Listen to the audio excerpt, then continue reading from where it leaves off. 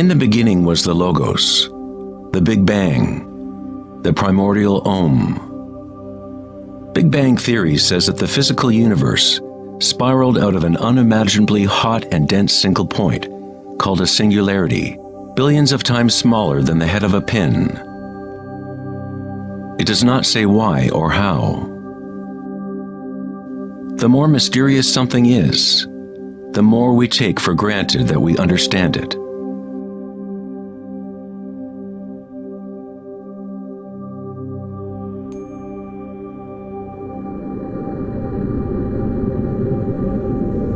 It was thought that eventually gravity would either slow the expansion or contract the universe in a big crunch. However, images from the Hubble Space Telescope show that the universe's expansion seems to be actually accelerating, expanding faster and faster as it grows out of the Big Bang. Somehow, there is more mass in the universe than physics predicted. To account for the missing mass, physicists now say that the universe consists of only 4% atomic matter, or what we consider normal matter. 23% of the universe is dark matter, and 73% is dark energy, what we previously thought of as empty space. It is like an invisible nervous system that runs throughout the universe, connecting all things.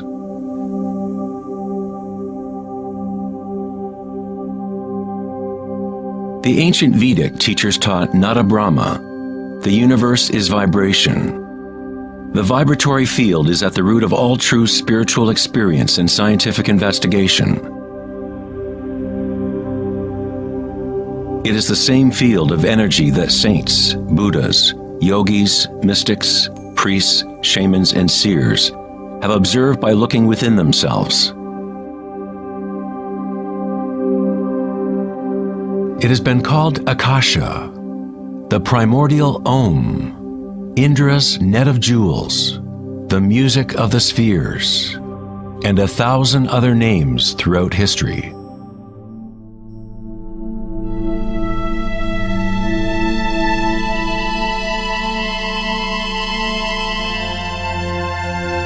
It is the common root of all religions,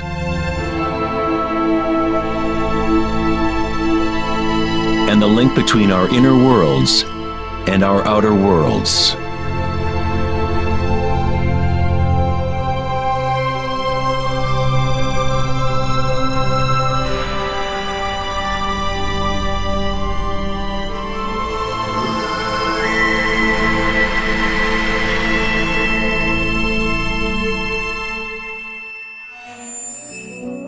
In Mahayana Buddhism in the 3rd century, they described a cosmology not unlike the most advanced physics of modern day. Indra's net of jewels is a metaphor used to describe a much older Vedic teaching, which illustrates the way the fabric of the universe is woven together. Indra, the king of the gods, gave birth to the sun and moves the winds and the waters. Imagine a spider web that extends into all dimensions. The web is made up of dewdrops, and every drop contains the reflection of all the other water drops. And in each reflected dewdrop, you will find the reflections of all the other droplets. The entire web in that reflection, and so on to infinity. Indra's web could be described as a holographic universe, where even the smallest stream of light contains the complete pattern of the whole.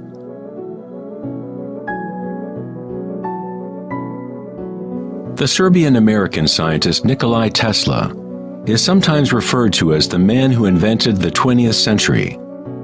Tesla was responsible for discovering alternating current electricity and many other creations that are now part of everyday life. Because of his interest in the ancient Vedic traditions, Tesla was in a unique position to understand science through both an Eastern and Western model. Like all great scientists, Tesla looked deeply into the mysteries of the outer world, but he also looked deeply within himself.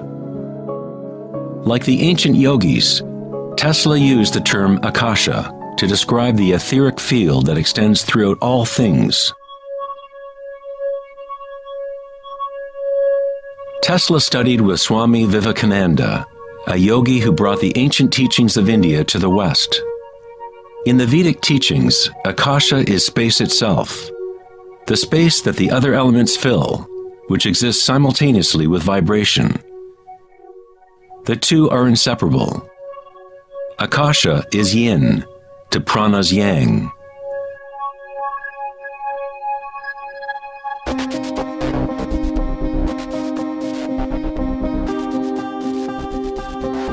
A modern concept that can help us to conceptualize Akasha, or the primary substance, is the idea of fractals. It wasn't until the 1980s that advances in computers allowed us to actually visualize and reproduce mathematically the patterns in nature. The term fractal was coined in 1980 by mathematician Benoit Mandelbrot, who studied certain simple mathematical equations that, when they are repeated, produce an unending array of changing mathematical or geometrical forms within a limited framework. They are limited, but at the same time, infinite. A fractal is a rough geometric shape that can be split into parts, each of which is at least approximately a reduced size copy of the whole pattern, a property called self-similarity. Mandelbrot's fractals have been called the thumbprint of God. Om Shrim Rim Klim Lam Gam Ganapatiye Varavaradav Saravajanam Eva Shavaya Swa. You are seeing artwork generated by nature itself. If you turn the Mandelbrot figure a certain way, it looks sort of like a Hindu deity or Buddha. This figure is being termed the Buddha-bro figure. Om Shrim Rim Klim Lam Gam Ganapatiye Varavaradav Saravajanam Eva Shavaya Swa.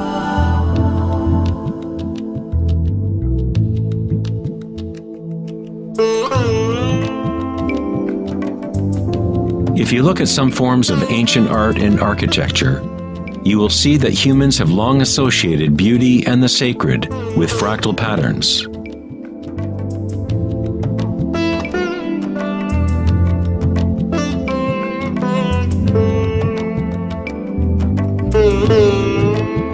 Infinitely complex, yet every part contains the seed to recreate the whole. Fractals have changed mathematicians' views of the universe and how it operates. With each new level of magnification, there are differences from the original. Constant change and transformation occurs as we traverse from one level of fractal detail to another. This transformation is the cosmic spiral, the embedded intelligence of the matrix of time-space.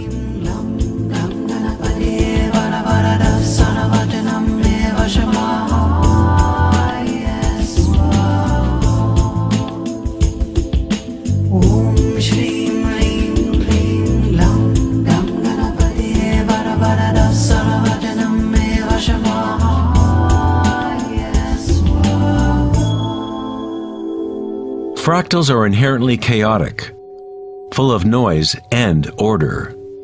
When our minds recognize or define a pattern, we focus on it, as if it is a thing. We try to find the patterns we see as beautiful, but in order to hold the pattern in our minds, we must push away the rest of the fractal.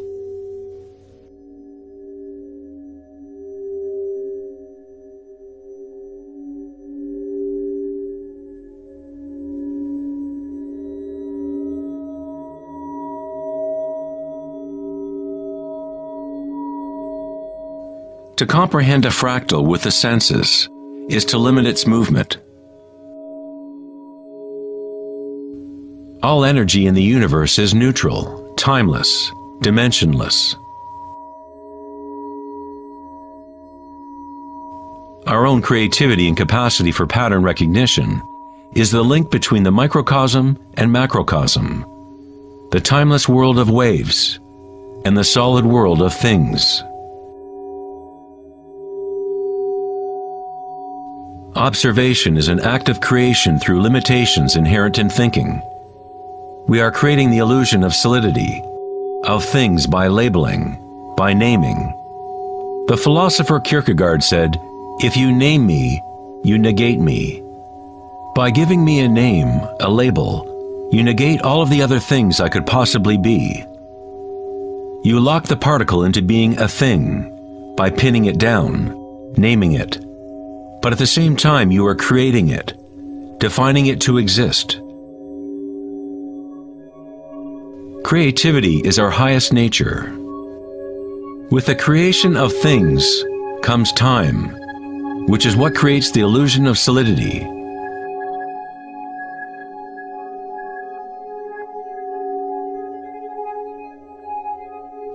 Einstein was the first scientist to realize that what we think of as empty space is not nothing. It has properties. And intrinsic to the nature of space is nearly unfathomable amounts of energy.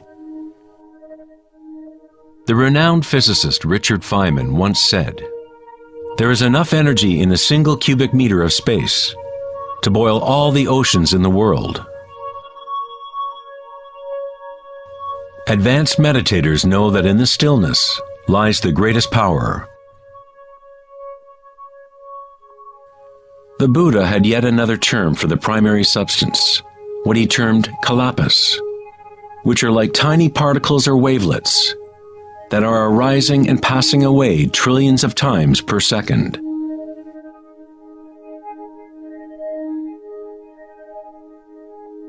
Reality is, in this sense, like a series of frames in a holographic film camera, moving quickly so as to create the illusion of continuity. When consciousness becomes perfectly still, the illusion is understood, because it is consciousness itself that drives the illusion.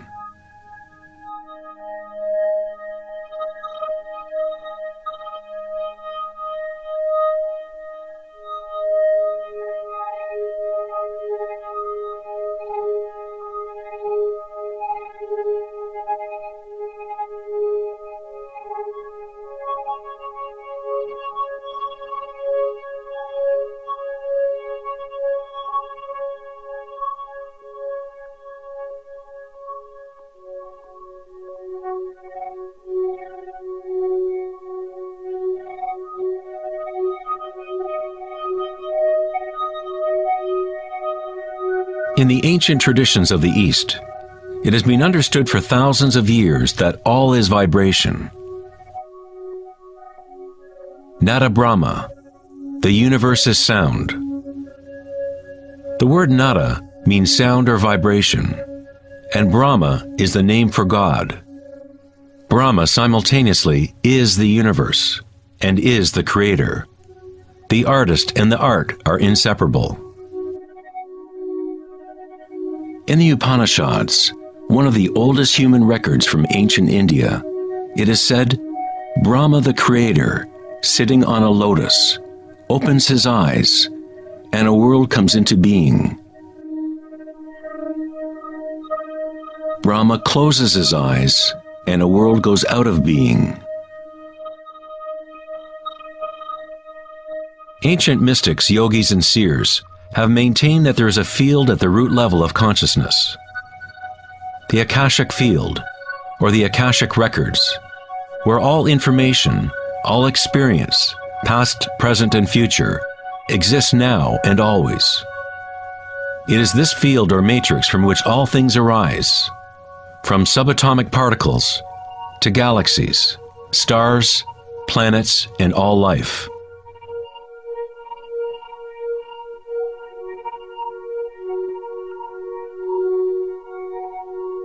You never see anything in its totality, because it is made up of layer upon layer of vibration, and it is constantly changing, exchanging information with Akasha.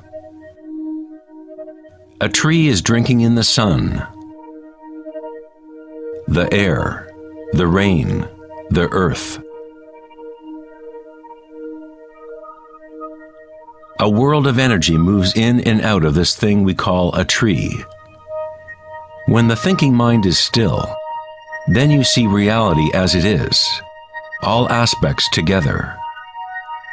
The tree and the sky and the earth, the rain and the stars are not separate. Life and death, self and other, are not separate, just as the mountain and the valley are inseparable. In the Native American and other indigenous traditions, it is said that everything has spirit, which is simply another way of saying everything is connected to the one vibratory source. There is one consciousness, one field, one force that moves through all. This field is not happening around you, it is happening through you, and happening as you. You are the you in universe. You are the eyes through which creation sees itself. When you wake from a dream, you realize that everything in the dream was you. You were creating it. So-called real life is no different. Everyone, everything is you. The one consciousness looking out of every eye. Under every rock.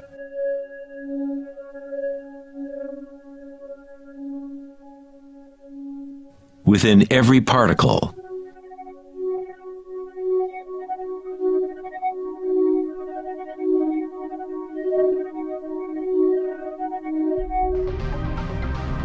International researchers at CERN, the European Laboratory for Particle Physics, are searching for this field that extends throughout all things.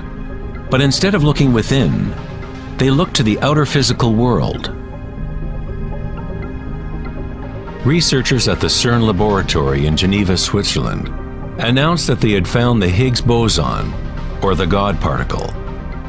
The Higgs boson experiments prove scientifically that an invisible energy field fills the vacuum of space. CERN's Large Hadron Collider consists of a ring 17 miles in circumference, in which two beams of particles race in opposite directions, converging and smashing together at nearly the speed of light. Scientists observe what comes out of the violent collisions. The standard model cannot account for how particles get their mass. Everything appears to be made of vibration, but there is no thing being vibrated. It is as if there has been an invisible dancer, a shadow, dancing hidden in the ballet of the universe. All the other dancers have always danced around this hidden dancer.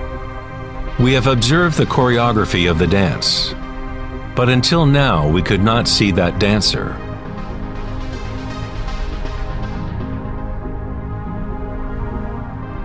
The so-called God particle, the properties of the base material of universe, the heart of all matter which would account for the unexplained mass and energy that drives the universe's expansion. But far from explaining the nature of the universe, the discovery of the Higgs boson simply presents an even greater mystery, revealing a universe that is more mysterious than we ever imagined. Science is approaching the threshold between consciousness and matter. The eye with which we look at the primordial field and the eye with which the field looks at us are one and the same.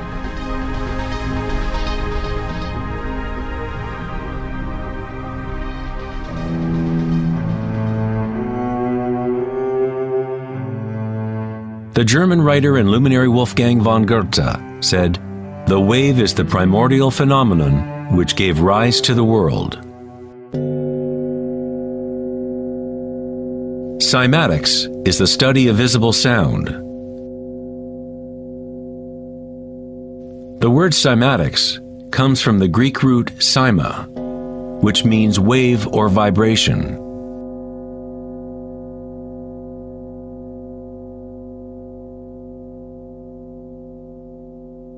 One of the first Western scientists to seriously study wave phenomena was Ernst Chladni, a German musician and physicist who lived in the 18th century.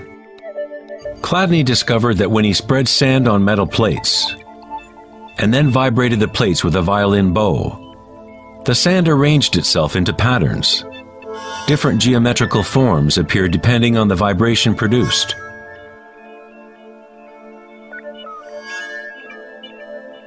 Chladni recorded an entire catalog of these shapes, and they are referred to as Chladni figures. Many of these patterns can be found throughout the natural world, such as the markings of the tortoise, or the spot patterns of a leopard.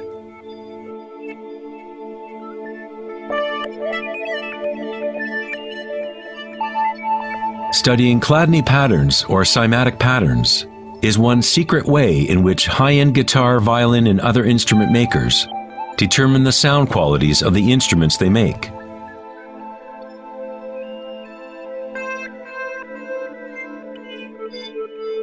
Hans Jenny expanded on Chladni's work in the 1960s. Using various fluids and electronic amplification to generate sound frequencies, and coined the term cymatics. If you run simple sine waves through a dish of water, you can see patterns in the water. Depending on the frequency of the wave, different ripple patterns will appear. The higher the frequency, the more complex the pattern. These forms are repeatable, not random. The more you observe, the more you start to see how vibration arranges matter into complex forms from simple repeating waves. This water vibration has a pattern similar to a sunflower.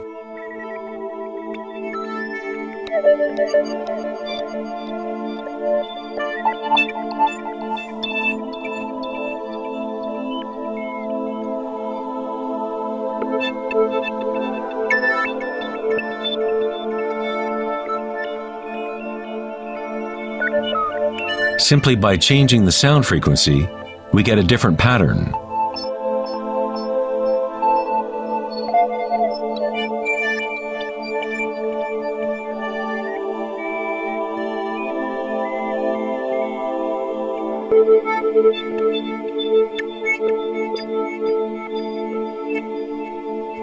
Water is a very mysterious substance.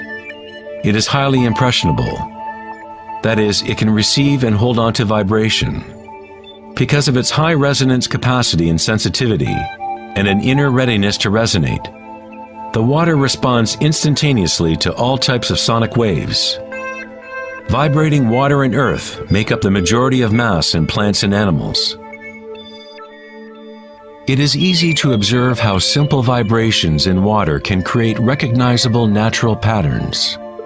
But as we add solids and increase the amplitude, things get even more interesting. Adding cornstarch to water, we get more complex phenomena.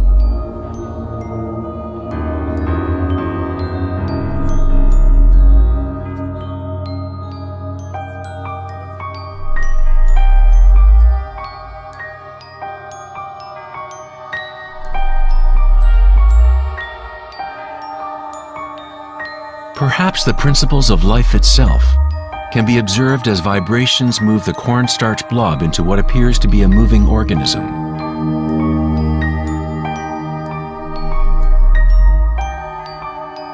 The animating principle of the universe is described in every major religion, using words that reflect the understanding of that time in history. In the language of the Incas, the largest empire in pre-Columbian America, the word for human body is Alpa Kamasca, which means literally, animated earth. In Kabbalah, or Jewish mysticism, they talk about the divine name of God, the name that cannot be spoken. It cannot be spoken because it is a vibration that is everywhere. It is all words, all matter. Everything is the sacred word. The tetrahedron is the simplest shape that can exist in 3 dimensions. Something must have at least 4 points to have physical reality. The triangle structure is nature's only self-stabilizing pattern. In the Old Testament, the word tetragrammaton was often used to represent a certain manifestation of God. It was used when talking about the Word of God, or the special name of God, Logos or primordial Word.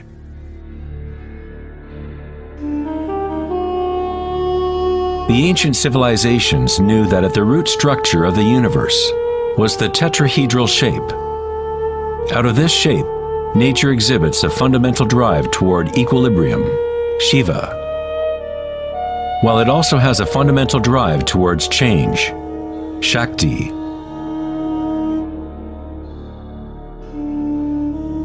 In the Bible, the Gospel of John usually reads, "In the beginning was the Word," but in the original text, the term used was logos. The Greek philosopher Heraclitus, who lived around 500 years before Christ, referred to the logos as something fundamentally unknowable, the origin of all repetition, pattern, and form. The Stoic philosophers who followed the teachings of Heraclitus identified the term with the divine animating principle pervading the universe.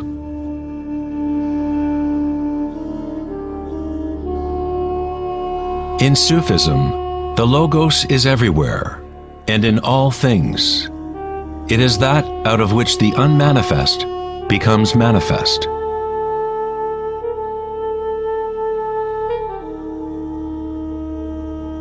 In the Hindu tradition, Shiva Nataraja literally means Lord of the Dance.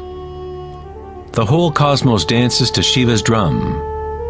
All is imbued or ensouled with the pulsation. Only as long as Shiva is dancing can the world continue to evolve and change. Otherwise, it collapses back into nothingness. While Shiva is representative of our witnessing consciousness, Shakti is the substance or stuff of the world. While Shiva lies in meditation, Shakti tries to move him, to bring him into the dance. Like yin and yang, the dancer and the dance exist as one. Logos also means unconcealed truth. He who knows the Logos knows the truth. Many layers of concealment exist in the human world, as Akasha has been swirled into complex structures, concealing the source from itself. Like a divine game of hide and seek, we have been hiding for thousands of years, eventually forgetting about the game completely. We somehow forgot that there was anything to find. In Buddhism, one is taught to directly perceive the Logos, the field of change, or impermanence within oneself through meditation. When you observe your inner world, you observe subtler and subtler sensations and energies as the mind becomes more concentrated and focused. Through the direct realization of anicca, or impermanence at the root level of sensation, one becomes free of attachment to transient external forms. Once we realize there is one vibratory field that is the common root of all religions, how can we say, my religion, or this is my primordial Om, my quantum field?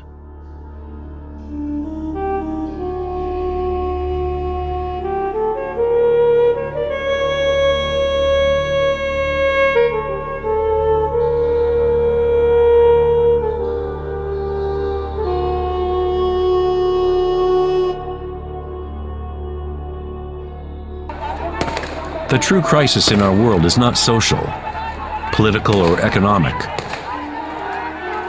Our crisis is a crisis of consciousness, an inability to directly experience our true nature, an inability to recognize this nature in everyone and in all things.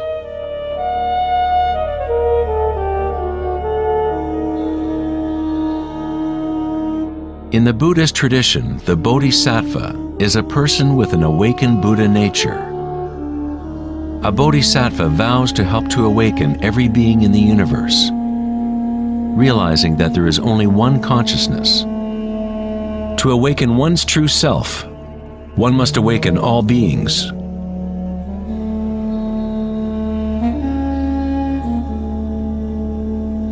There are innumerable sentient beings in the universe.